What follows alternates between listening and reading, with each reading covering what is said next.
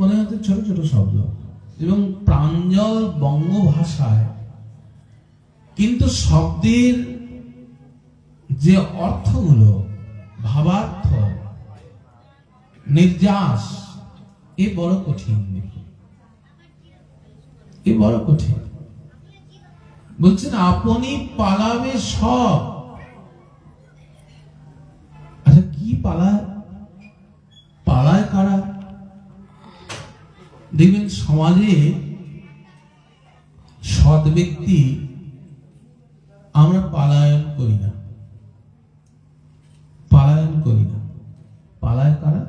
না চোর ডাকাত বা অশুভ কর্ম যারা করছেন, বা আমাদের অহিতকারী যারা আছেন, তাদেরকে যারাক্ষণ আমরা তাড়া দিই, প্রয়াস করি, দেখবেন তারা পালাতে থাকে। আমরা বলি চোর পালাচ্ছে, বলি না, পালাচ্ছে, তাকে পালানো বাধ্য করা হচ্ছে। কেন না? তার উপস্থিতিটা আমাদের কাছে খুব সুখকর নয়।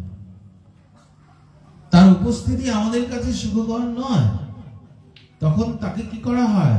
অনেক সময় ভয় দেখানো হয়, অনেক সময় প্রয়াস করানো হয়, অনেক সময় বাধ্য করা হয় তাকে পালায়ন করার জন্য।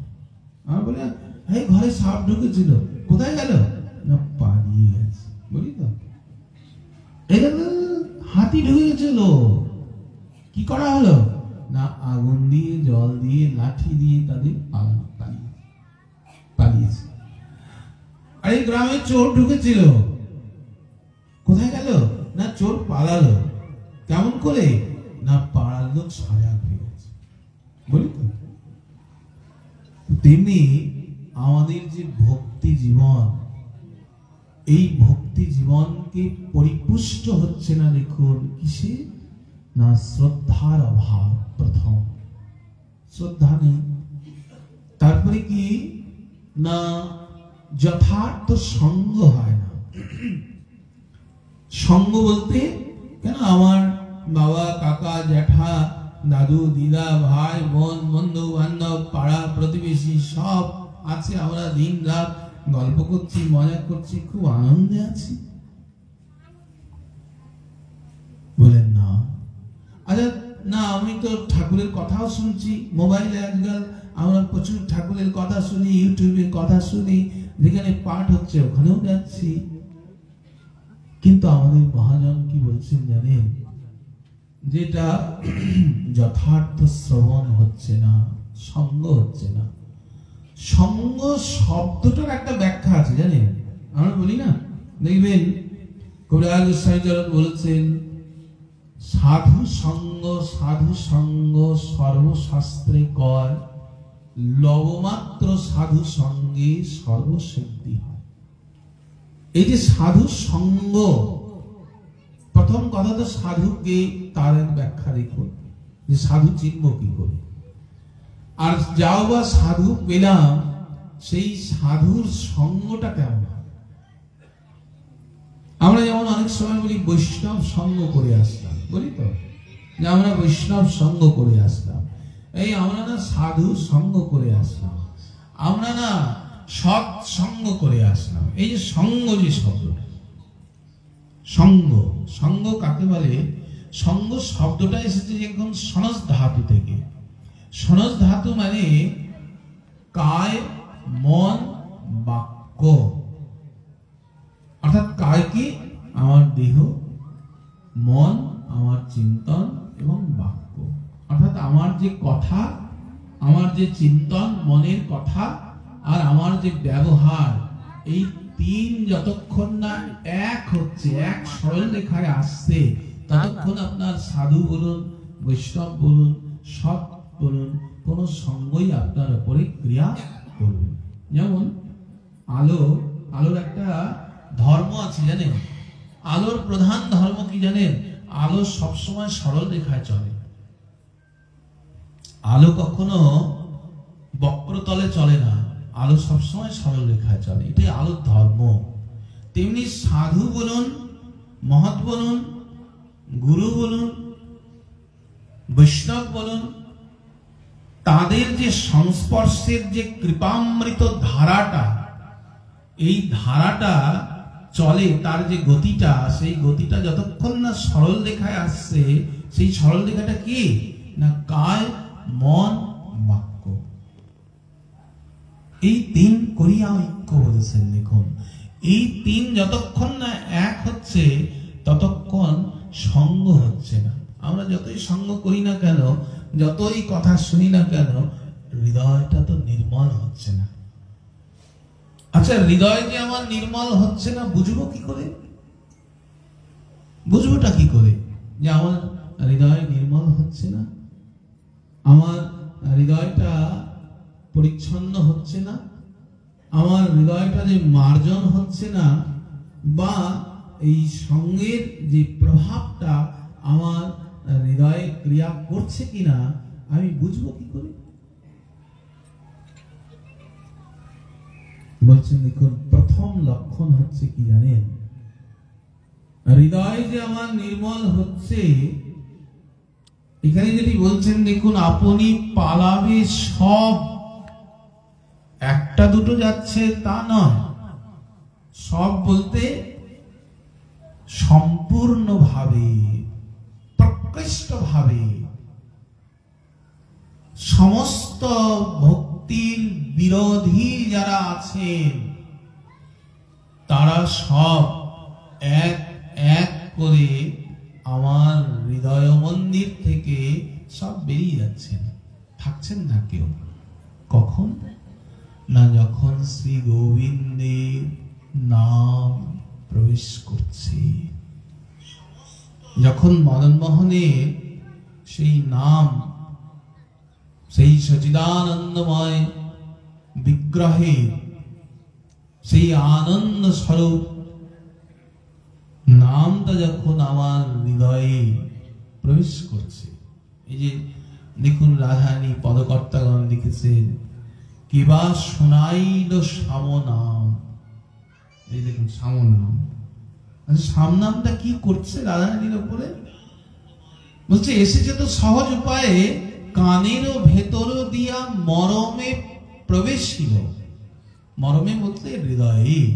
আচ্ছা, এই গোবিন্দের যে নামটা, ওই যে আপনি পালাবে সব, কেমন করে না শুনিয়া গোবিন্দ রব, এই গোবিন্দের যে নাম, এই নামটার প্রভাব কতখানি না, প্রভাবটা কেমন না, আমি তো এতদিন ভালোই ছিলাম, ঠিক করে খাচ্ছিলাম, ঘুমোচ্ছিলাম, কথা বলছিলাম, সাজগোজ ভালো ছিল, আমি যেমন আমার দৈনন্দিন যেমন আমার দিনচর্চা খুব সুন্দর করে করছিলাম, হঠাৎ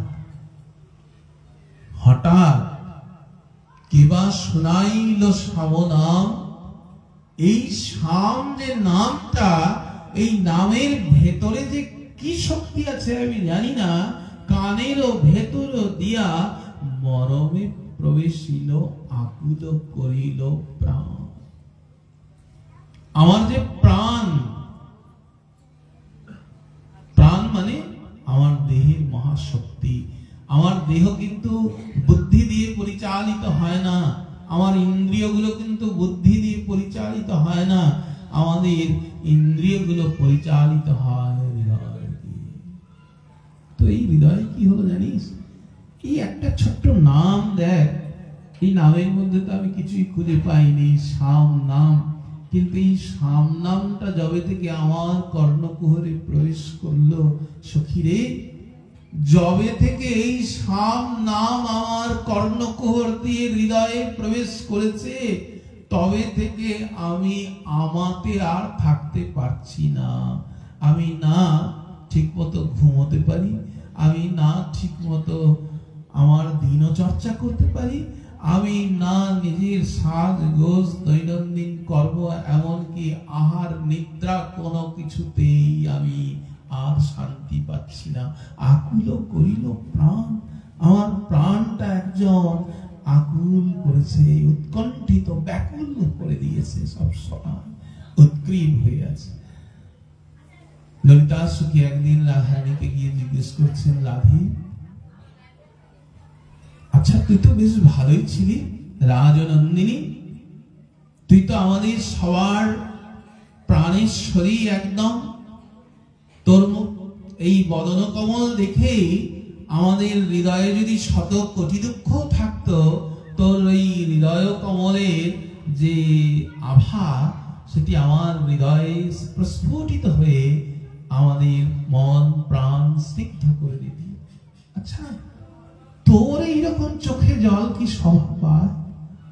দেখুন, যে যাকে প্রিয় হয় না, সেই প্রিয়ের যদি দুঃখ, প্রিয়জন কাকে বলে? যার প্রিয়ের দুঃখে যিনি দুঃখী হন। আমরা বলি না, ইনি আমার সুহৃদ। সুহৃদ কেন না? ইনি ওনার দুঃখে দুঃখী হন, আনন্দে আহ্লাদিত হন। আচ্ছা, দুঃখে যদি অপরের দুঃখ দেখে যখন আপনার আনন্দ হচ্ছে, তাকে আপনার সুহৃদ বলা যাবে না, তাকে শত্রুই বলতে হবে, মিত্র নয়। আচ্ছা, যদি প্রিয় হন তো প্রিয়জনের চোখের জল সহ্য করা যায় না, প্রিয়জনের দুঃখকে সহ্য করা যায় না, এই জগতেই যায় না। আচ্ছা, আমরা জানি যেটা মাইক সম্বন্ধ, 2 বছর 4 বছর 20 বছরের সম্বন্ধ, তথাপিও তার চোখের জল দেখলে আমাদের মনে হয়, ইস, আমার যদি সর্বস্ব দিয়ে দিতে পারতাম, তার চোখের জলটা যদি না হতো। কিন্তু ভাবুন, সেই প্রেমটা যদি, সম্বন্ধটা যদি প্রগাঢ় হয়, এমন সম্বন্ধ যে সম্বন্ধে কখনো চির ধরবে না। কেননা আমাদের যে সম্বন্ধগুলো, সেই সম্বন্ধগুলোর কোনো ভরসা নেই। আজকে খুব প্রিয়, কালকেই দেখবেন অপ্রিয় হয়ে গেছে। কেন জানেন? কারণ আমাদের স্বার্থগুলো দাঁড়িয়ে থাকে স্বার্থের উপর। এই জন্য একে প্রেম বলা যায় না। এই জন্য জড় জগতের কারোর সঙ্গে আমাদের প্রেম হয় না। প্রেম সবসময় ভগবানের সঙ্গে হয়। কেন না? সর্বদা ধ্বংস রহিত্যম ধ্বংস রূপী অনেন কারণে। এমন যে সম্বন্ধ কোন কারণে ভাঙবে না। আমরা বলি না, আমি খুব ভালোবাসি তোমাকে। ভালোবাসা হয় না, এটা একটা সম্বন্ধ, একটা স্বার্থের একটা গন্ধ। সেই গন্ধটা যতক্ষণ থাকে প্রীতি থাকে। কিন্তু ভালোবাসা কি জানেন? কোটি কারণ, একটা দুটো কারণ নয়। আমাদের তো দেখবেন এক কথাতেই আমাদের সম্বন্ধে চির ধরে যায়। এক কথা নয়, এরকম কোটি কোটি কোটি কোটি কথা শুনলেও আমার মন কখনোই বিরূপ হবে না। তাকে বলা হয় প্রেম, তাকে বলা হয় ভালোবাসা। দেখুন, শ্রী গোবিন্দকে সর্বস্ব দান করেছেন গোপীগণ। সর্বস্ব। আমরা তো মুখে বলি, কিন্তু তা নয়। আমাদের একদিন খাবার যদি ঠিক না হয়, আমাদের একদিন ঘুম যদি ঠিক না হয়, আমাদের যদি মান সম্মান প্রতিষ্ঠায় আঘাত লাগে, দেখবেন, থাক গোবিন্দ, তোর মতো তুই থাক, আমার তো জায়গা ঠিক করে নিয়ে। কিন্তু গোপীগণ দেখুন, তে মন মনা ভাব, মনটাই দিয়ে দিয়েছেন গোবিন্দে। দেহ মন প্রাণ কুল শীল মান জাতি, এমনকি ঘৃণা লজ্জা ভয় যা যা আছে আমার বলতে, সব গোবিন্দ পদার বৃন্দে দান করেছে। যা আছে আমার, কোনো কিছু রাখেননি, নিজের সর্বস্ব দান করেছে। আচ্ছা, সেই গোবিন্দের জন্য বলছেন ত্যক্ত দেহিকম। এমনকি যদি প্রয়োজন হয়, হে গোবিন্দ, তুমি যদি মনে করো যে তোমাদের প্রাণগুলো নিলে আমি আনন্দিত হব, তোমার মুখে বলার শুধু অপেক্ষা, মুখ দিয়ে পুরোটা বেরোবে না, তার আগে আমাদের দেহ ত্যাগ করবে। কখনো দেখবেন কোন গোপীজন প্রশ্ন রাখেননি গোবিন্দের কাছে। কেন? নেই কোন প্রশ্ন। কেন জানেন? প্রেম এমন, প্রেমকে এই জন্য বলা হয় অন্ধ। প্রেমকে বলা হয় অন্ধ, বিচার করেন না, সর্বস্ব দান করে দিয়েছেন। তৎসুখে সুকৃত্যম, হে গোবিন্দ তোমার সুখেই আমার সুখ। আমাদের কোনো চাহিদাই নাই। কি চাহিদা নাই? বলেন আমাদের এই জড় জগতের কোনো বাসনাই নাই। এমনকি আহার নিদ্রা, দেহ অভিমান, এমনকি কাম ক্রোধ লোভ মোহ মদ মাৎসর্য হিংসা দেশ যা কিছু আছে, এই দেহের যতগুলো বিকার আছে, কোন বিকারই আর নাই। সব তোমাকে দান করে দেওয়া পরিপূর্ণ রূপে, প্রকৃষ্ট রূপে। আচ্ছা, যদি তোমার মনে হয় যে আমাদের এই দেহগুলো আর তোমার ভালো লাগছে না, এই গোবিন্দ, যদি তোমার মনে হয় যে আমাদের এই দেহগুলো তোমাকে কষ্ট দিচ্ছে, তুমি একবার যদি মুখ দিয়ে বলো, সঙ্গে সঙ্গে আমাদের এই দেহকে শেষ করতে পারি। তদর্থে দেহিনাম ত্যক্ত দেহিকম, আমাদের এই দেহগুলো আমরা শেষ করে দিতে পারি সঙ্গে সঙ্গে। তো প্রশ্ন থাকবে না যে হে গোবিন্দ এমন কি করলাম। দেখবেন আমরা যেমন জড়জগতে কি করেছি আমি যে আমার এইরকম হলো, কি করেছি যে আমার উপরে এইরকম হলো, আমি এত করেছি তারপরে আমার কেন এইরকম। কেননা এখানে তো প্রেম হয়নি, আমাদের সম্বন্ধের প্রগাঢ়তা হয়নি। আমাদের কি হয়েছে জানেন? আমাদের একটা আভাস তৈরি হয়েছে। কিন্তু গোপীগণ দেখুন, ত্যক্ত দেহিকম, প্রয়োজন যদি পড়ে দেহকে তারা নাশ করে দিতে পারে গোবিন্দের জন্য। এই রকম জায়গায় দাঁড়িয়ে আছে। আচ্ছা, এই গোপীদের, সাধারণ গোপীদের যদি এই দশা হয়, তাহলে গোপীদের যিনি গোপীশ্বরী, যিনি রাসেশ্বরী, যিনি বৃন্দাবনেশ্বরী, যিনি শ্রী গোবিন্দের প্রেম ও গুরু বলে যাকে স্বীকার করেছেন, তাহলে সেই রাধারানীর দশা কিরকম হবে ভাবুন তো, কি পর্যায়ে হতে পারে। আচ্ছা, যারা রাধার দাস্য স্বীকার করেছেন, যারা রাধারানীর আনুগত্য নিয়ে ভজন করেন, বা শ্রী রাধার সুখেই যাদের সুখ, মঞ্জুরিদের অবস্থা তাহাদের কি, তখন ললিতা সখী এই রাধারানীর চোখে জল দেখছেন, সেটা কতখানি বেদনাদায়ক হতে পারে। এবার ভাবো, রাধারানীকে জিজ্ঞেস করছেন, রাধে এই ব্রহ্মাণ্ডে এমন কোন বস্তু নাই যে বস্তু তোর কাছে নাই, তারপরেও এমন অভাব হলো তোর, যে অভাবে তোর চোখে জল। এইরকম আলুলায়িত কেশসজ্জা, এইরকম তোর দেহের এইরকম শৃঙ্গারবিহীন দেহ, এইরকম তুই যোগিনীর মতো করে এইরকম দিন রাত বিলাপ করছিস।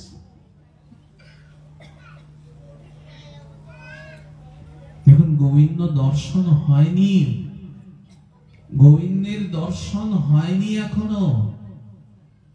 আমাদের একটা পদকর্তা তিনি লিখেছেন খুব সুন্দর, যে রাধারানীর যে এই দশাটা গোবিন্দ দর্শনে হয়নি বলা ভুল। তবে গোবিন্দ দর্শন করেছেন, কেমন করে করেছেন না, আধ একটা চোখ, আমাদের যেমন দুটো চোখ, তো দুটো চোখের অর্ধেক করলে কি হয়, একটা চোখ। তারপরে একটা চোখ এমনি বন্ধ। কেন বন্ধ? ব্রজ বৃন্দাবনে এখনো যাবেন, দেখবেন গ্রামের মায়েরা না এতখানি ঘোমটা দিয়ে থাকে, এতখানি ঘোমটা। তো রাধারানী যখন যমুনায় যান, অনেক পদকর্তাদের ভাব দেখুন কত সুন্দর। রাধারানী যাচ্ছেন, কিন্তু কদম্ব বৃক্ষ মূলে তিনি এমন এক অপরূপ বিগ্রহ দর্শন করছেন। হঠাৎ করে মনটা চাইছে, আরে এরকম জ্যোতির্ময়ী এইরকম একটা রূপ মনে হচ্ছে, কিন্তু ওই যে লোক লাজ ভয়ে এক চোখ তো বন্ধ, চেষ্টা করেছেন এক নয়ন দিয়ে দেখার জন্য। এক তো অর্ধেক হয়ে গেল বন্ধ, এই অর্ধেকের আবার অর্ধেক কেমন করে? দুটো চোখ তো, একটা চোখ তো অর্ধেক হয়ে গেল, আরেকটা চোখের অর্ধেক দিয়ে দেখছেন। অর্ধেক কেন? ললিতা সখীকে বলেছেন, জানিস সখী, এই রূপটা এমন না, রূপটার দিকে যেই আমার দৃষ্টিটা দেখতে গেলাম, কেননা লোক লাজ ও ভয়ে আমি তো পরিপূর্ণতাকে দেখতে পারিনি। লোক লাজ ও ভয়ে ভাবলাম এক চোখ দিয়ে দেখবো, কিন্তু যেই তার দিকে নয়নটা গেল না সখী, যাওয়ার সঙ্গে সঙ্গেই কোথা থেকে যে নয়ন বাড়ি চলে আসলো। তো নয়ন বাড়িটা এমন করে আসলো জানিস সখী, পুরো নয়ন দিয়ে দেখতে পেলাম না, অর্ধেক নয়ন জলে আমার নয়নটা মদিরিত হয়ে রইল। ওই আধ নয়ন, অর্ধেকের অর্ধেক নয়ন দিয়ে গোবিন্দর উপমাধুর্য দর্শন করেছিলেন। সেটা কেমন বলছেন? ঠিক যেমন বিজলি যেমন চমকায়, আকাশে যেমন বিদ্যুৎ চমকায়, কয়েক সেকেন্ড দেখবেন আবার মিলিয়ে যায়। তো রাধারানী গোবিন্দকে ওই রকম দর্শন করেছিলেন, একদম ক্ষণকাল। এই দর্শন করে গোবিন্দের সেই নাম শ্রবণ যেই করেছেন, শ্রবণ করে আকুল হয়ে গেছিলেন। তার আহার বলুন, নিদ্রা বলুন, দৈনন্দিন কর্মকাণ্ড বলুন, কোনো কিছু আর করতে পারছেন না সুন্দর করে। ললিতা সখী দেখুন বিলাপ করছেন রাধারানীর সঙ্গে। সখী তোর এমন কেমন হলো? এক কৃষ্ণের নাম, শ্যাম নাম শ্রবণ করে রাধারানীর এই রকম ভাবাবিকার হয়েছেন, ভাবাবিষ্ট হয়েছেন। ভাবুন, আমাদের নরোত্তম দাস ঠাকুর মহাশয় বলছেন, তোমাদের চিন্তা নেই, চিন্তা নেই, আপনি পালাবে সব শুনিয়া গোবিন্দ রব। ঠিক যেমন সিংহের ডাকে যেমন হস্তিগুলো পালায়, ঠিক আমাদের অন্তরের সব বলতে এখানে ভক্তি অঙ্গের বাধক যত শুভ অশুভ কর্ম, সেই কর্মগুলো দেখুন আমাদের শুভ হতে পারে, আবার অশুভ হতে পারে। কেন না? আমাদের লক্ষ্য হচ্ছে কি জানেন? মদন মোহনের পদারবিন্দ। অনেক সময় কি হয় জানেন? দেখুন মহাপ্রভু যখন দাক্ষিণাত্যে মহাপ্রভুর রূপমাধুর্য দর্শন করে, মহাপ্রভুর মুখে কৃষ্ণ নাম শ্রবণ করে দক্ষিণাত্রের সমস্ত ভাষা বোঝেন না তারা সবাই প্রেমে মাতোয়ারা হয়ে গেল। কেননা ঠাকুর মহাশয় এর পরে বলছেন, দেখুন আমাদের সাবধান করে দিয়েছেন, সকলে বিপত্তি যাবে, প্রেমানন্দ সুখ পাবে, যার হয় একান্ত ভালো। এই যে একান্ত কথাটা ব্যবহার করেছেন, দেখুন একান্ত বলতে একনিষ্ঠতা, একনিষ্ঠতা। এই একনিষ্ঠতা যাতে না হারায়, মহাপ্রভুর ভাষায় যদি বলেন স্বজাতীয় সঙ্গ, যদি আমাদের বিজাতীয় সঙ্গ কভু না করিবে। কেননা বিজাতীয় সঙ্গের দ্বারা তোমার মনের এই একান্ততা দূরীভূত হয়ে যাবে, একনিষ্ঠতা দূরীভূত হয়ে যাবে। আচ্ছা আমি বুঝবো কি করে যে আমার বিজাতীয় সঙ্গে পড়েছি?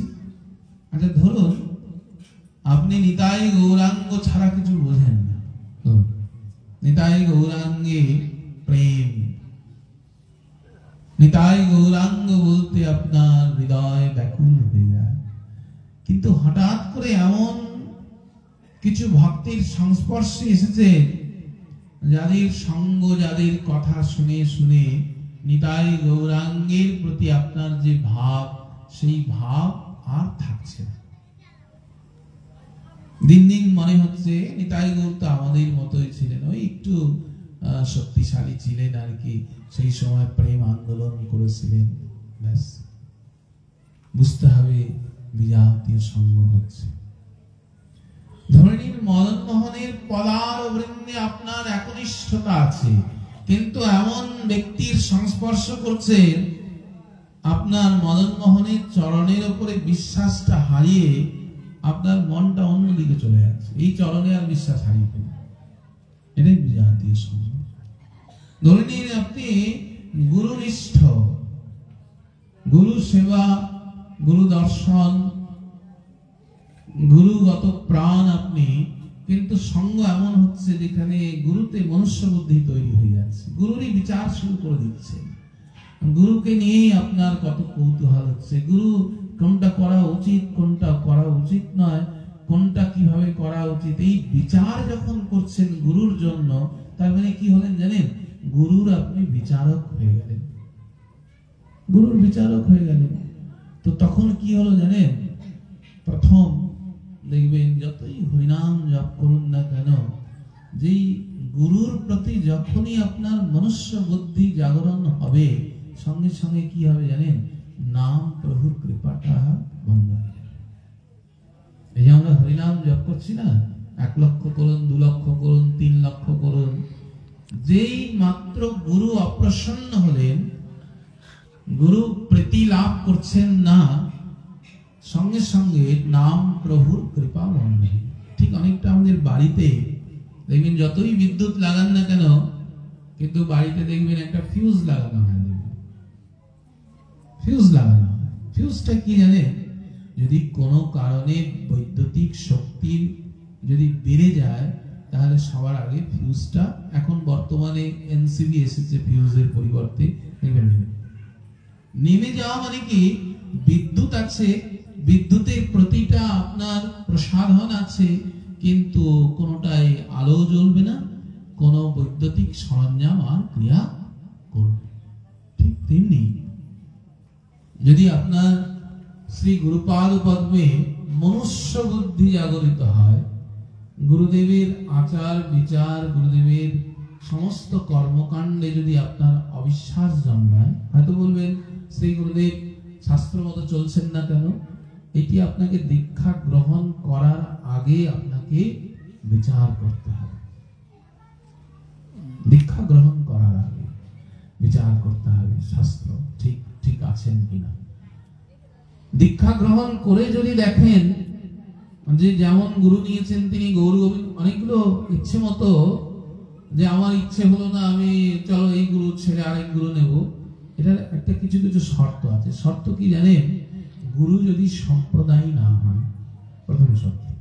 গুরু যদি ভাগবত ধর্ম না মানে, গুরুর মন্ত্র যদি আমাদের 4 সম্প্রদায়ের মন্ত্র যদি না হয়, গুরু যদি ভাগবত ধর্ম না মানেন, গুরু যদি সদাচারী না হন, গুরু যদি ভজন সাধন না করেন, শ্রী গুরুপাদ পদ্ম আমাদের মহাজনের পথ ধরে না চলেন, গুরুদেব যদি স্বকীয় একটা নিজস্ব মত প্রতিপাদন করেন, এবং গুরু যদি নিতাই গৌরে বিদ্বেষী জন হন, অনেকগুলো শর্ত আছে। দেখুন, এই শর্তের ভেতরে যদি করেন, তবেই নতুন করে সাম্প্রদায়িক গুরুর কাছে সংস্কার হতে পারে। কিন্তু গুরু আপনাকে শাসন করলেন, গুরু আপনার দণ্ড দিলেন, আপনি চললেন, চলো এই গুরু পছন্দ হচ্ছে না, আরেকটা গুরুর কাছে চলে যায়, সেটা কিন্তু আমাদের শাস্ত্র সম্মত নয়। কেননা ব্রজ বৃন্দাবনে সিদ্ধ সূর্যদাস, দেখুন বাবা ছিলেন, এনাকে দীক্ষা প্রদান করেছিলেন স্বয়ং রাধা। কিন্তু ব্রজ বৃন্দাবনে তার সিদ্ধ প্রণালী নিয়ে প্রশ্ন ওঠে, নেই, কোনো কিছু নেই, কিন্তু মন্ত্র ঠিক আছে, অষ্টাদশাক্ষরী মন্ত্র। গুরু খুঁজে পাননি, উনি তো স্বপ্নে আবেশে দীক্ষা পেয়েছিলেন। কিন্তু দেখুন কি হলো, তখন সিদ্ধ মহাত্মারা ব্রজ বৃন্দাবনে সবার কাছে গেলেন, সিদ্ধ চৈতন্য বাবা থেকে শুরু করে রণবাড়ির বাবা থেকে শুরু করে সবার কাছে গেছেন, যে আমাকে তাহলে আপনারা সংস্কার করে দিন। বলেন না, যেহেতু তোমার মন্ত্র অষ্টাদশাক্ষরী, আমাদের সম্প্রদায়ের মন্ত্র, তোমাকে দেওয়া যাবে না, তুমি গুরু দেখো। এই যে বর্তমানে আমাদের গুরুদেব দণ্ড দিলেন, গুরুদেব শাসন করলেন, চলো আরেকজনের কাছে চলে যাও। তার মানে ইনি কি হলেন জানেন? গুরুত্যাগী। গুরুত্যাগী কখনো ভগবান গ্রহণ করেন, কখনো ভগবান গ্রহণ করেন না, যতই আনুষাঙ্গিক ক্রিয়াকর্ম তিনি করুন না কেন। এই জন্য আমাদের শাস্ত্রে বলেছেন যে দীক্ষা গ্রহণের আগে বরং তুমি দেখে নাও। আমার পিতা প্রভু বলতেন যে একটা ছোট শ্লোক বলতেন, দেখবেন যে জল খাবে ছেঁকে, আর বাজার যে করতে হয় সেটা করতে হয় ঘুরে ঘুরে, এক দোকানে গিয়ে ঘুরে ঘুরে বাজার করতে হয়। তো এই জন্য যখন আমরা গুরুকরণ করলাম, তখন সেই গুরু পদার বৃন্দে, গুরু যদি শাস্ত্রজ্ঞ হন, গুরু যদি ভজনশীল হন, গুরু যদি আমাদের ভাগবত ধর্ম অনুসারীকারী হন, গুরু যদি যথার্থ পরম্পরা সদ্গুরু পরম্পরা হন, তাহলে সেই গুরু পদার বৃন্দে আমাদের যে নিষ্ঠা, যে শ্রদ্ধা, সেইটা যেন কোনোভাবেই হানি না পৌঁছায়। মন্দ কুর্বন্তি দেবতা, যদি কোনো একনিষ্ঠ গুরু ভক্ত তৈরি হয় না, যে গুরু ছাড়া আর কিছু বুঝছেন না, গুরু সেবা ছাড়া আর কিছু বোঝেন না, তখন মানুষ নয় দেবতারা তার পেছনে পড়ে যান। মন্দ কুর্বন্তি দেবতা, কেন মন্দ করেন? তার গুরু ভক্তিকে হানি করেন। কি কি উপায় বলেন? এমন দেহে ব্যাধি দিয়ে দিলেন, ব্যাধির দ্বারা গুরু সেবা বন্ধ। এমন তার সংসারে অশান্তি দিয়ে দিলেন, সেই অশান্তির জন্য দেখবেন গুরুতে অশ্রদ্ধা চলে আসে। এমন কর্মকাণ্ডে জড়িয়ে দিলেন যেখান থেকে আপনার গুরু ভক্তির হানি, যেমন কেনপি উপায় আপনার গুরু ভক্তি হানি ঘটিয়ে দেবেন। এটা দেবতারা করছে, মানুষ না। তো এই জন্য খুব সাবধান। কেমন সাবধান? এই জন্য ঠাকুর মহাশয় দেখে বলেছেন, দেখুন, বন্ধ মুয় সাবধান স্বামী। গুরু সেবা যে করছেন, ঠাকুর মহাশয় বলছেন, শ্রী গুরু চরণ পদ্ম কেবলই ভগতি সত্ম। একমাত্র আপনার আমার রতি মতি গতি গুরুপাদ পদ্মের সেবা। দেখুন কি অদ্ভুত, ব্রজ বৃন্দাবনে গুরু সেবার কত আকাঙ্ক্ষা। দেখুন ঠাকুর মহাশয়কে নির্দেশ করেছে যে তোমার গুরু হচ্ছে এই লোকনাথ গোস্বামী। আচ্ছা, বৃন্দাবনে দেখুন লোকনাথ গোস্বামী পণ করেছিলেন যে জীবনে কোনোদিন শিষ্য করব না। আর মহাপ্রভু দেখুন কেমন পণ ভঙ্গ করবেন, তার শিষ্যকে নির্দেশ করেছেন যে তোমার গুরু হচ্ছে। কি অদ্ভুত কাণ্ড! গুরু এমন কারোর কোন সেবায় নেন না, তো গুরু সেবায় নেন না তো কি করে তাকে প্রসন্ন করবেন? আমাদের দেখবেন কত রকমের আমাদের অজুহাত থাকে, কিন্তু ওই যে বললাম, সজাতীয় সঙ্গ করতে হবে।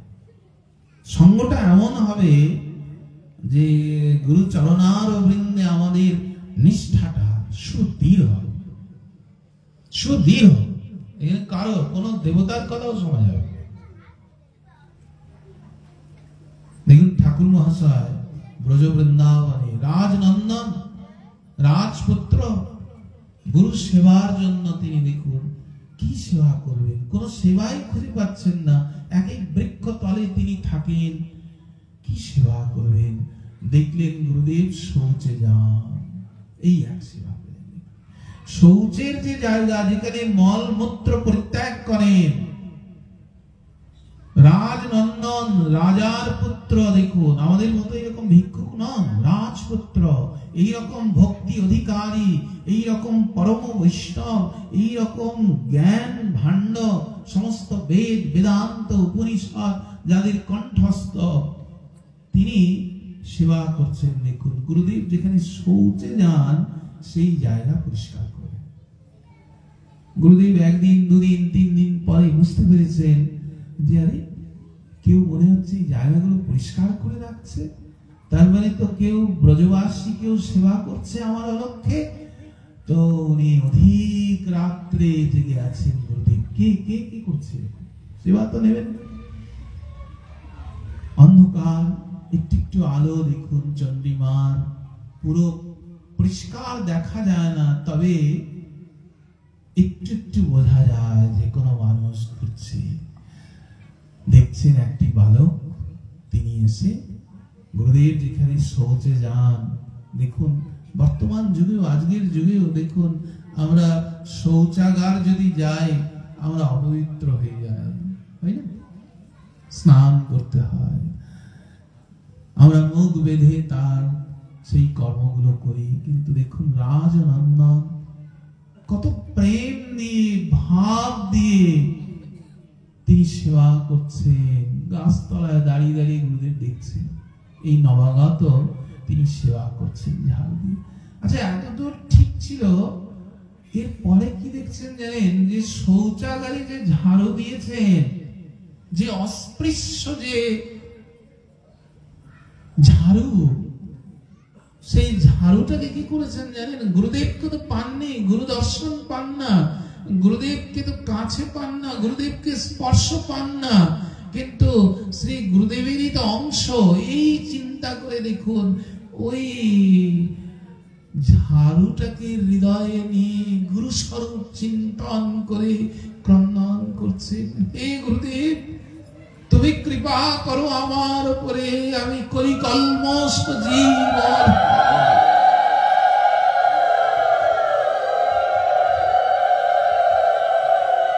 কি আরতি দেখুন! গুরুদেব পণ করেছিলেন এতক্ষণ, কিন্তু এই ভাব, এইরকম অনুরাগ, এইরকম আরতি, এইরকম আরতি, এইরকম ভাবাবিষ্ট, এইরকম একনিষ্ঠতা দর্শন করে গুরুদেবের নয়ন দিয়েও অশ্রু বিসর্জন হচ্ছে। আমার ভেতরেও তো এইরকম গুরুনিষ্ঠা আছে, আমার ভেতরেও তো এইরকম শ্রী গুরু পাদ পদ্মের জন্য এইরকম আকুলতা, এইরকম ব্যাকুলতা, এইরকম উৎকণ্ঠা জাগরিত। অদ্ভুত প্রেমাবিষ্ট, অদ্ভুত প্রেমাবিষ্ট। হা লোকনাথ, মোরে দয়া করো, হে গুরুদেব তুমি দয়া না করলে আমার মতো পতিতকে উদ্ধার করবে কি? দেখুন হৃদয় দিয়ে কান্নান করছে, মানে হচ্ছে শ্রী গুরুদেবকে পেয়েছে একদম। শ্রী গুরুপাদ পদ্মকে হৃদয়ে পেলে যেমন আনন্দ হয়, পুলকিত হয়, এই সম্মার্জনীটাকে নিয়ে ঠাকুর মহাশয় সেই আনন্দ হচ্ছে, পুলকিত, রোম রোম পুলকিত হয়ে আছে আনন্দ। শ্রী গুরুদেব কৃপা করো আমার, তোমার কৃপা বিহারে নাবাচি পরাণে। তুমি কৃপা না করলে আমি বাঁচবো কি করে বলো তো? গুরুদেব অন্ধকার, পরিষ্কার নয়। গুরুদেব জিজ্ঞেস করছেন, কে কে তুমি? দেখুন আমাদের হলে কত কত আমাদের পরিচয় হতো, বলুন আমি অমুক রাজনন্দন, আমি অমুক, কিন্তু পরিচয় দিচ্ছেন দেখুন গুরুদেব। আমার পরিচয় কি দেব? পামর অপিষ্ট নিঃশিষ্ট, চরণ কমল দই করিয়াছি আস। হে গুরুদেব, আমার পরিচয় দেওয়ার মতো আমার কাছে কিছু নেই। তোমার ভক্ত কেন, তোমার চরণার বৃন্দে যাওয়ার আমার কোনো যোগ্যতা নাই। নিকৃষ্ট, পামর, অপৃষ্ট, তথাপিও তুমি মোর গতি, তুমি তো আমার গতি। আমি যত নিকৃষ্ট হই না কেন, যত দুরাচারী হই না কেন, যত অধম, যত পতিত হই না কেন, তথাপিও তুমি মোর গতি, তুমি মোর প্রাণপতি, তুমি তো আমার প্রাণপতি। তুমি প্রাণ যদি না থাকে তাহলে তো আর দেহের কোনো মূল্য নাই। তো আমি যেখানে দাঁড়িয়ে আছি প্রভু, তুমি তুমি হচ্ছে আমার প্রাণপ্রতি। তাহলে কি কি আশাটা কি তোমার, আকাঙ্ক্ষা কি? না দুই চরণ কমল করিয়াছি আস, যদি কৃপা করেন তাহলে ওই দুই রাতুল চরণার বৃন্দের সেবক হতে চাই প্রভু,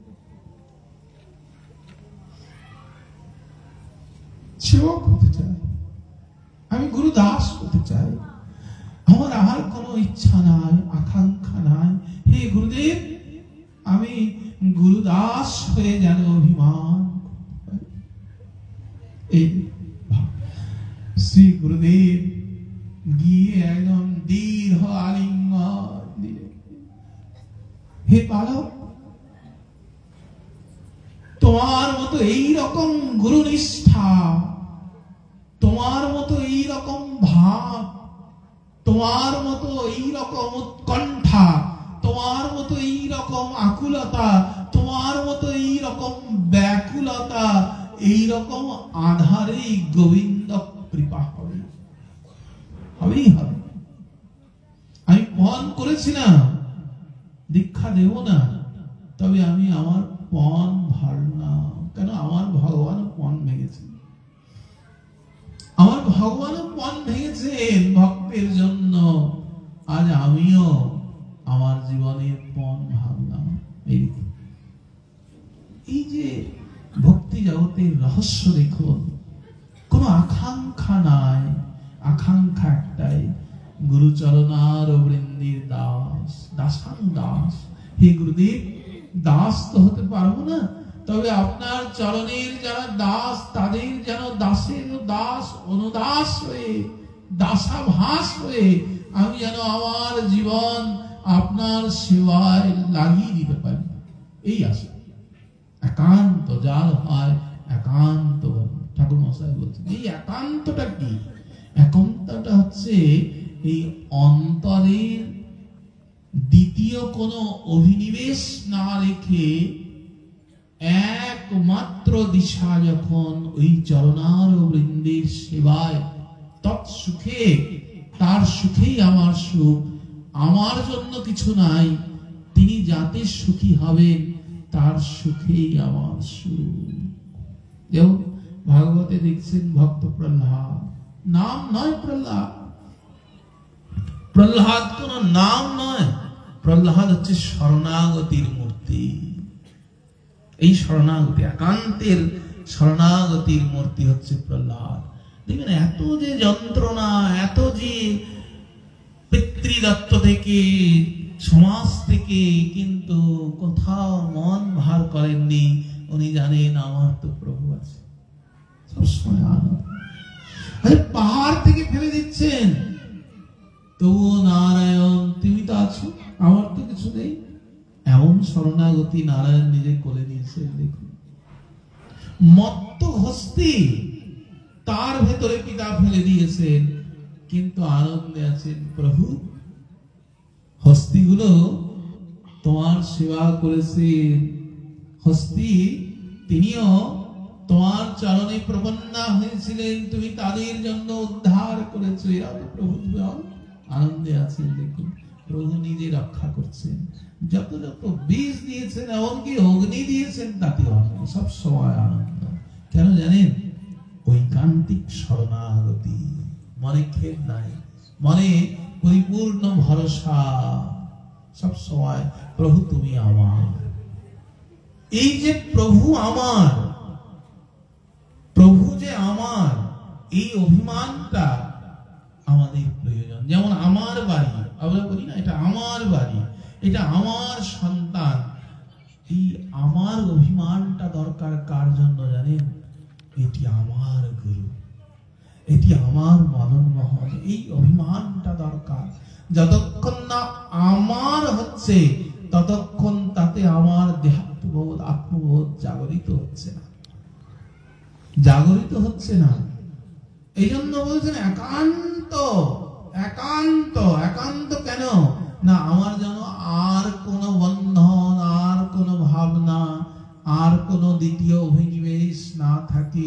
আমি যেন একদম তোমার চরণার বৃন্দে প্রপন্না হতে পারি, অনন্য প্রপন্না। একটু গুরু দর্শনের জন্য লালায়, কখন একটু শ্রী গুরু পাদ পদ্মকে দর্শন করো, এই লালসা। যতই গোটা ব্রহ্মাণ্ড দেখি না কেন, কিন্তু গুরু দর্শন হচ্ছে না। সব স্বয়ং ভেতরে এসে কখন একটু গুরু দর্শন হবে, কখন একটু গুরু পাদ পদ্মের একটু চরণ পাবো, তার কথা অমৃতম একটু শুনবো, এই যে আকাঙ্ক্ষা গুলো।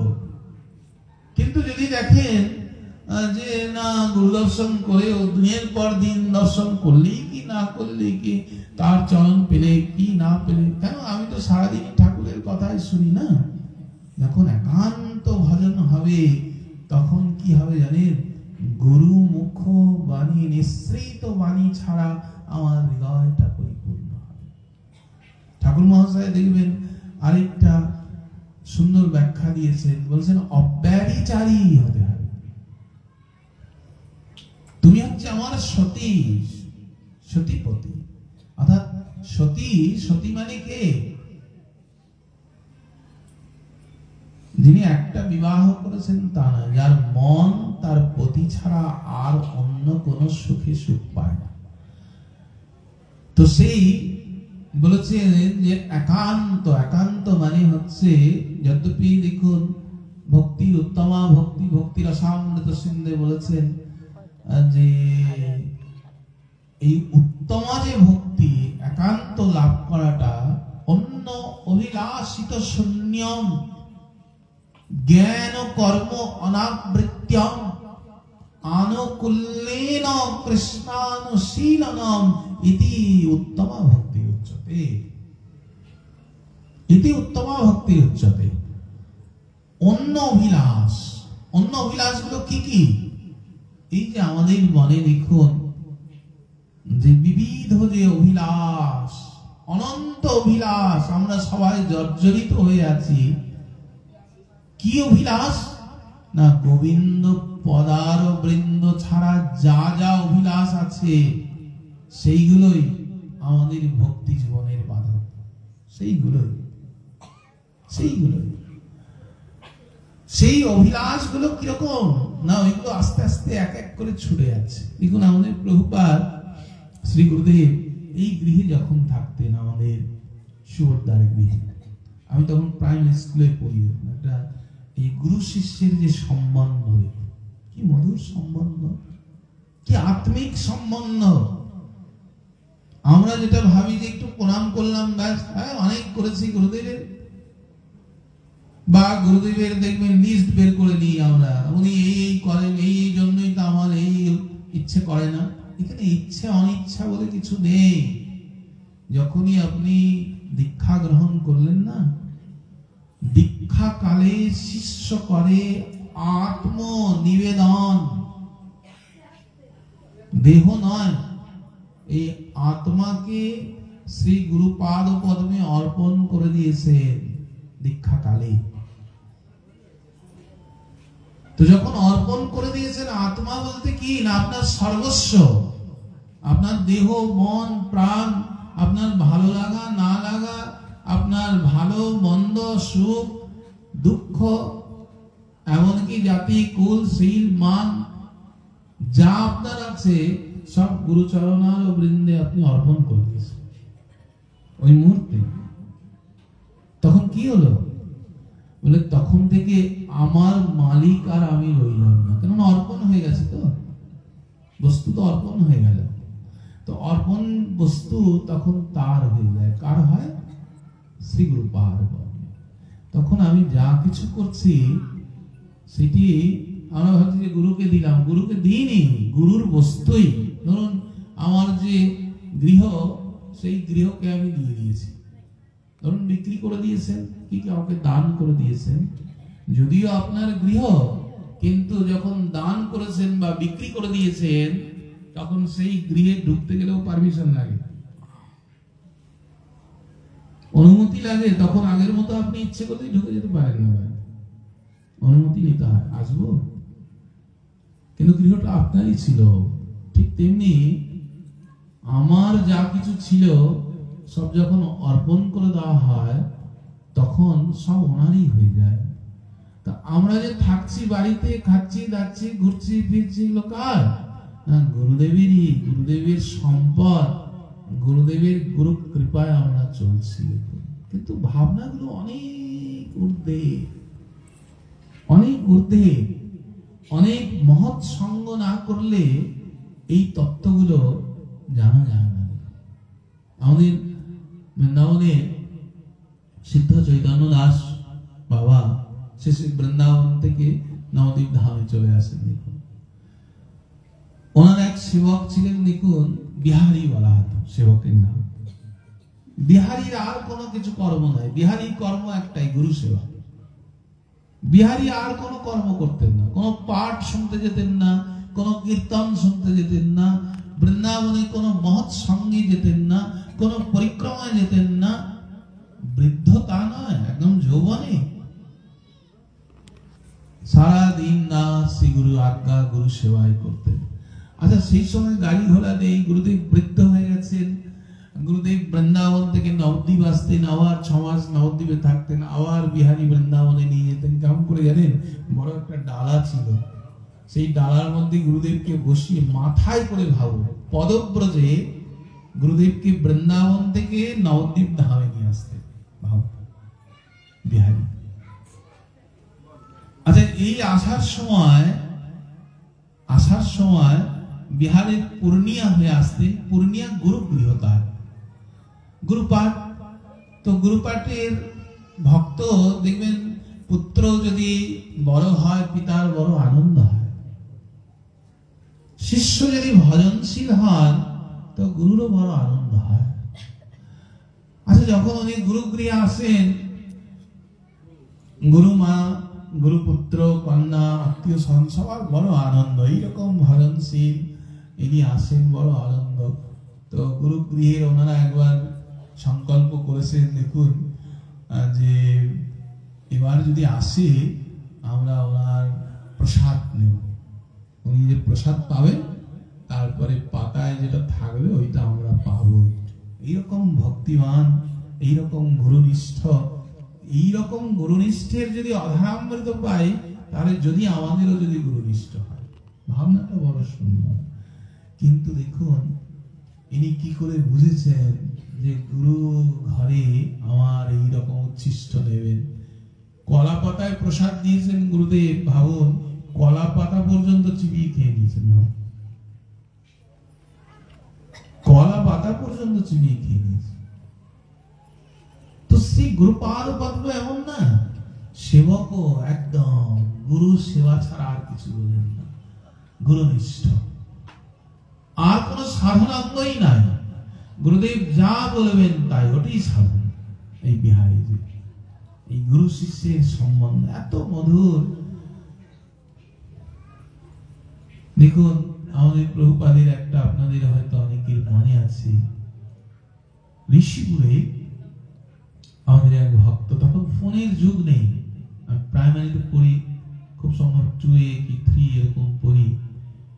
শ্রী গুরুদেব আরতি করছেন সুভদ্রার ওই ঘরে, সবাই কীর্তন করছেন, সবে আরতি নিয়ে, মানে পঞ্চপ্রদীপ নিয়ে আরতি হচ্ছে।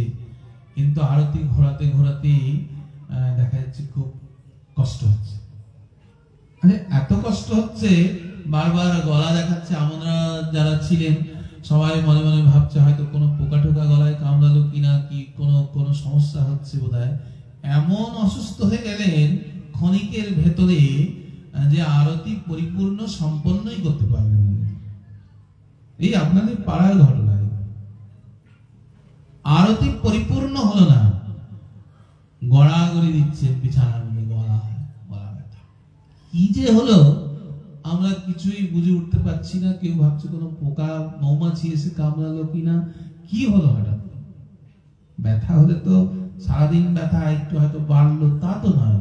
সুস্থ মানুষ, আরতি করার আগ অব্দি ভালো ছিলেন, হঠাৎ আরতি করতে এই চিৎকার, গলা ব্যথা করতে করতে হঠাৎ করে আমাদের এক ভক্ত ছিলেন, খুব সম্ভবত নিপেন নাম, এই মনসা গান খুব ভালো করতেন ইনি। এরা দুজন সাইকেল নিয়ে এই সুভদ্রার বাড়িতে এসে হাজির, যে বাবার যে প্রিয় ভক্ত তার নাম করে তিনি বলেন, বাবা উনি তো গলায় ফাঁস নিয়েছে। গলায় ফাঁসিয়ে দিয়েছে। এইবার আমরা যারা দেখুন, এতক্ষণে রহস্য উদ্ঘাটন হলো যে শ্রী গুরুদেবের গলায় কেন ব্যথা, তিনি কেন গলা নিয়ে আছাড়ি বিছাড়ি করছেন। কোথায় ঋষিপুরে গলায় দড়ি দিয়েছেন দেখুন। পরে তিনি আসলেন, তাকে নিয়ে আসা হয়েছে এখানে এই বাড়িতে, সুভদ্রার বাড়িতে। মাসাধিক কাল পিতা প্রভু তাকে রেখে একদম সুস্থ করে তারপরে গোটা গলায় পুরো দাগ। কি করেছেন জানেন? মোটা রশি কোনোভাবে ছোটার কথা নয়। পকেটে গীতা নিয়ে এত গুরুনিষ্ঠ ছিলেন। ওই গলায় যখন দড়ি দিয়েছেন, হা গুরুদেব বলে গুরু স্মরণ করে তিনি প্রাণ বিসর্জন দিতে গেছেন। দেখুন, গলায় দড়ি দিয়েছেন ওইখানে, এই সুভদ্রার বাড়িতে শ্রী গুরুদেবের গলা ব্যথায় থাকতে পারছেন না। এটা হচ্ছে গুরু শিষ্যের সম্বন্ধ। দেখুন, আত্মিক একটা সম্বন্ধ যেটা এই দেহের ভেতরেও প্রস্ফুটিত হয়ে যায়। এটা আমাদের দেখা। দেখুন, এরকম আমাদের শ্রী গুরুদেবের এরকম বহু বহু ঘটনা বহুল রয়েছে জীবনে। যে ঘটনা বহুল থেকে দেখুন শ্রী গুরুদেবের কিরকম সম্বন্ধ হওয়া উচিত। কিন্তু আমরা এই মধুর জায়গাটা না গিয়ে আমাদের কি হয় জানেন? দ্বন্দ্ব। এই জন্য ঠাকুর মহাশয় বলছেন, দেখো তোমার অন্তর থেকে সবই যাবে, চিন্তা নেই। কেননা তুমি রব যে করছো না, সেই রবটা গোবিন্দের রব। আপনি পালাবে সব শুনিয়া গোবিন্দ রব পালাবে। কিন্তু কি জানো? যার হয় একান্ত ভজন। এই একান্তটা হচ্ছে কি জানেন? নিরভিমানে, নিষ্কপটে, নিরপরাধে আমাদের এই কর্মকাণ্ডগুলো আস্তে আস্তে আস্তে আস্তে এগিয়ে যেতে হবে। আস্তে আস্তে যা করলে আমার মন সবসময় গুরুচরণার বৃন্দে একনিষ্ঠ। আচ্ছা, শ্রী গুরুপাদ পদ্ম কৃষি প্রীতি লাভ করবেন। আমি যে কর্মগুলো করছি সেই কর্মে আমার শ্রী গুরুপাদ পদ্ম, ভগবানের জন্য মালা গাচ্ছি, মালাটা কত সুন্দর হলো এটা নয়, শ্রী গুরুপাদ পদ্ম প্রীতি লাভ হয়েছে, তবে আমার মালা গাথাটা সার্থক হয়ে গেছে। মদন মোহনের আমি এই সেবাটা করছি, মদন মোহনের জন্য ওই সেবা করছি, হরিনাম করছি, কীর্তন করছি, মালা করছি, যেটাই করছি আমার শ্রী গুরুপাদ পদ্ম। কিন্তু কি হচ্ছে জানেন? আমাদের লক্ষ্য, পিতা প্রভু একটা কথা বলতেন প্রায়শ, যে সাহেবের সঙ্গে দেখা নাই আর কানে কানে কথা। প্রায় তিনি শ্রী গুরুপাদ পদ্ম বলতেন। এটার মানে কি জানেন? যে গুরুদেবের সঙ্গে কোনো সম্বন্ধ নাই, কিন্তু তুমি সব করে যাচ্ছ, এটা নয়, এটা নয়। কর্মটা পিতা প্রভু বলতেন কেন জানেন? বলতেন শ্রী গুরুপাদ পদ্মকে নিয়েই আমাদের সব। কেন না? এই গুরু প্রসাদটাই মদন মোহনের প্রসাদই হবে। গুরু প্রসাদটাই মদন মোহনের প্রসাদই হবে। এই জন্য আমাদের যে পথ দেখুন, সেটা কি জানেন? খুব সুন্দর করে আমাদের এই ভক্তি জগৎটাকে তৈরি করতে হবে, খুব সুন্দর করে, খুব সুন্দর করে। আচ্ছা, গুরুচরণে যে আমাদের শ্রদ্ধাটা দাঁড়িয়ে থাকবে কেমন করে? এর জন্য হরিনাম করতে হবে। হরে কৃষ্ণ কৃষ্ণ কৃষ্ণ হরে হরে, হরে রাম রাম রাম হরে হরে। নিরন্তর নিরন্তর হরে কৃষ্ণ নাম করো অবিরাম, অবিরাম সব সময়। যতদিন দেহে আছে প্রাণ, যতদিন দেহে প্রাণ আছে ততদিন এই হরে কৃষ্ণ নাম, এটা হচ্ছে কি করতে হবে? হরে কৃষ্ণ নাম জপ অবিরাম, যতদিন দেহে আছে প্রাণ। অর্থাৎ যতক্ষণ দেহে প্রাণ আছে তুমি নিরন্তর, অবিরাম মানে নিরন্তর অভ্যাস করতে থাকো। মনে দোকানে থাকো, রাস্তায় থাকো, সংসারের কাজ করো, অফিসে থাকো, জঙ্গলে থাকো, যেখানেই থাকো না কেন ভাই, অবিরাম করতে থাকো। কেননা দিন বয়ে গেল, কিছু না হইল।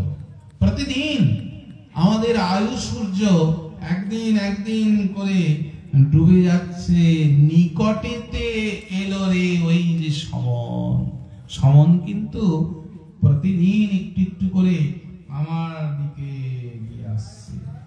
ভেবে দেখো মন, দিন চলে গেল,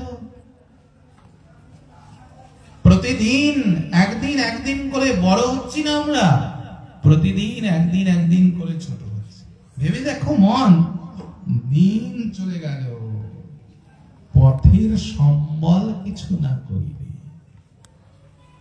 কেননা এই দেহাত্মবোধের যত সম্পদ, বাড়ি গাড়ি, অর্থ সম্পদ, পুত্র কন্যা, আত্মীয় স্বজন, সব দেহের। এই দেহ কিন্তু আত্মা বহন করবে না।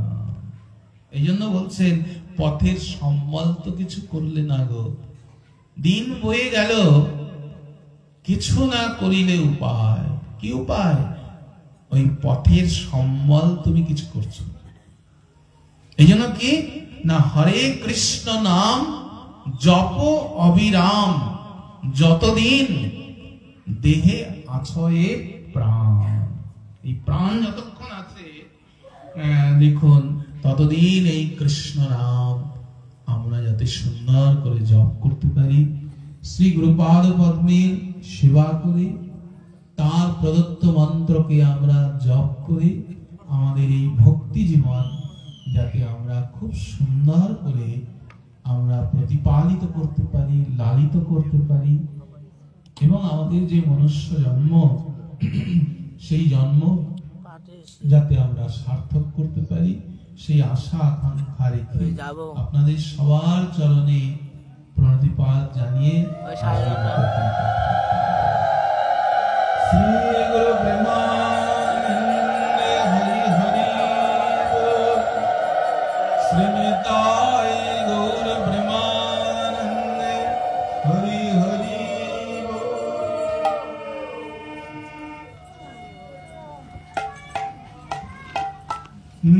জয় জয় রাধে কৃষ্ণ, রাধে কৃষ্ণ গোবিন্দ, জয় জয় রাধে কৃষ্ণ, রাধে কৃষ্ণ গোবিন্দ, রাধে গোবিন্দ,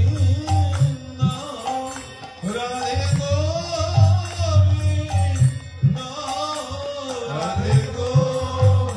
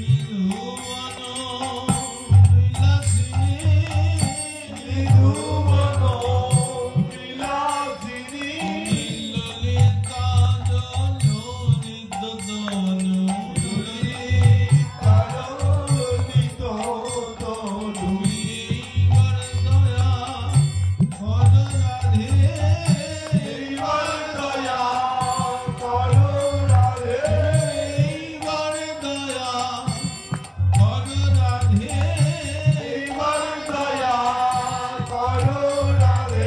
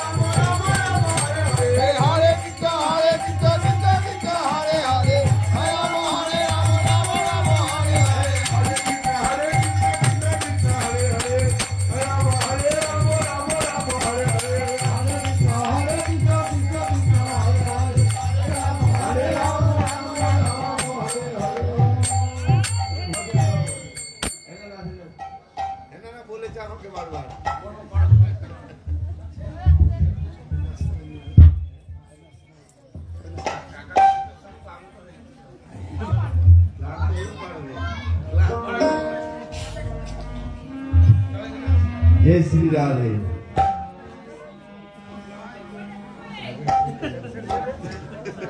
अमर धन राधा श्री राधा श्री राधा।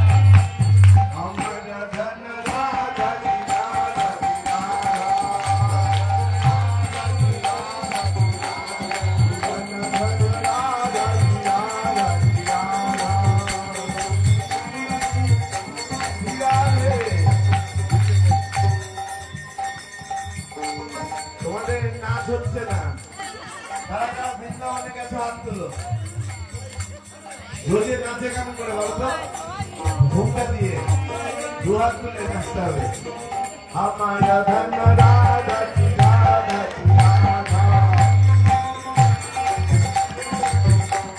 हमारा धन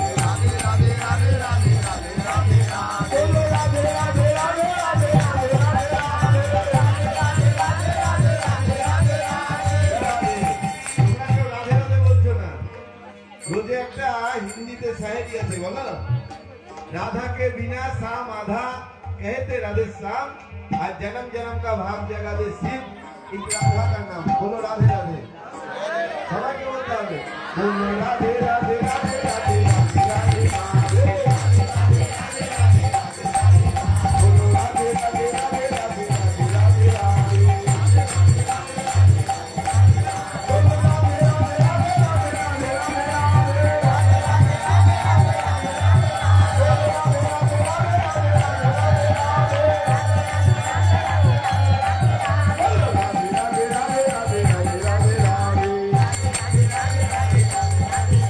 Raधे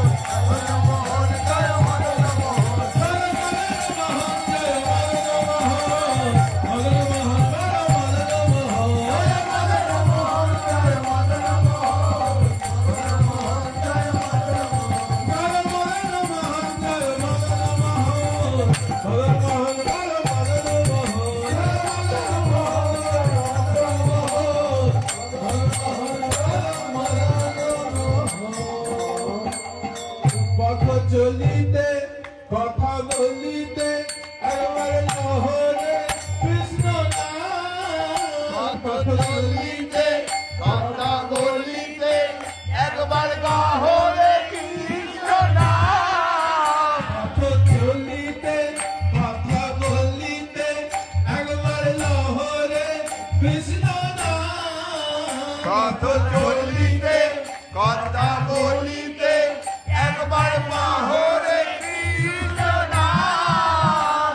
প্রতি নিঃশ্বাসে প্রতি বিশ্বাসে একবার লহরে কৃষ্ণ নাম।